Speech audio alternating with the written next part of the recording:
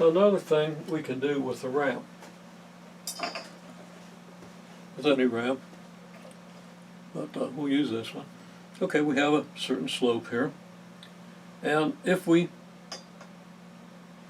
allow the ball to roll down the ramp, it's going to go off the end of the ramp and fall to the floor.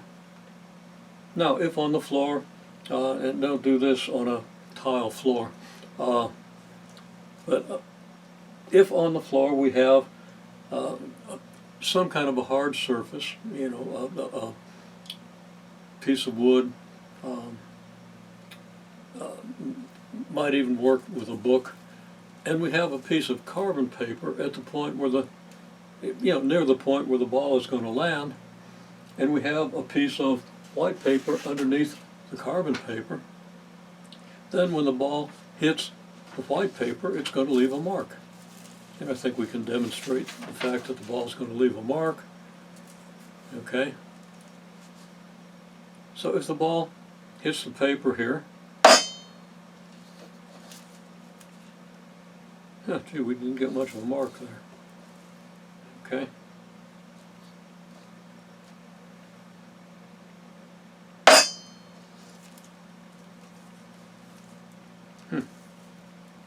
Might be that I gave you defective carbon paper, because we're not getting much. Maybe the surface has to be even harder than I think it does. Haven't actually tried this with anything but the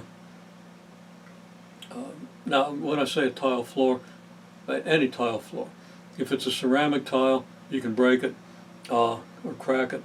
If it's like a soft tile like we have on the floors at the college, which are just over concrete, you can actually dent it. So don't do this with a floor that can be damaged. Let me try again. This is a little firm. Okay. Definitely getting a mark. There's not much of one.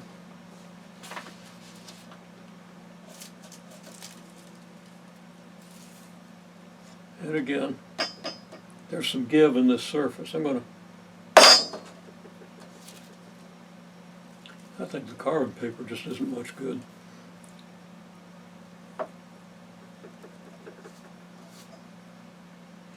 Getting a faint mark, but not a really good one. If you have a good hard surface, you can actually put dents in the paper that you can observe, so that's another possibility. In any case, we'll figure out what to do about that. Might be that I have to mail you some good carbon paper. I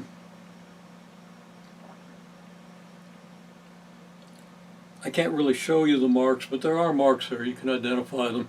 So if you do get a mark, you can take your writing instrument, and I'm using these scissors to stand for writing instrument. Actually, yeah, got about everything: pipe wrenches,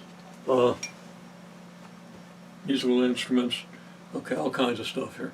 Okay, here's a pen. So I see where the mark is.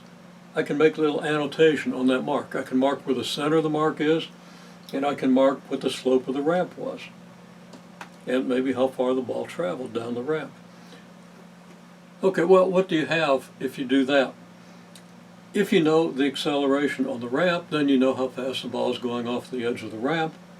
If you know the angle of the ramp, then you know its initial velocity when it leaves the edge of the ramp, its speed and its direction. And if you know how far it is to the floor, and if you drop this thing from directly under the ramp to the floor, with the ball, where does the ball leave the ramp? When it's right about there. So put the center of the ball under the edge of the ramp, drop it on the floor, make a mark, and then see where the mark is. When the ball goes off the edge of the ramp, you can determine the horizontal range of the projectile. And if you know how far it is to the floor, you've got the vertical range. So we can get a lot of information out of that situation. And we actually end up getting a better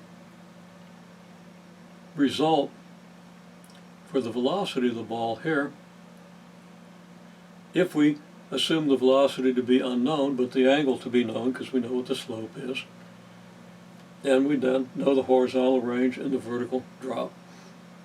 We can solve the resulting equations for the velocity the ball has and compare that with what your results are based on your measurement of acceleration versus slope. So we'll clarify some of that, but there's the setup.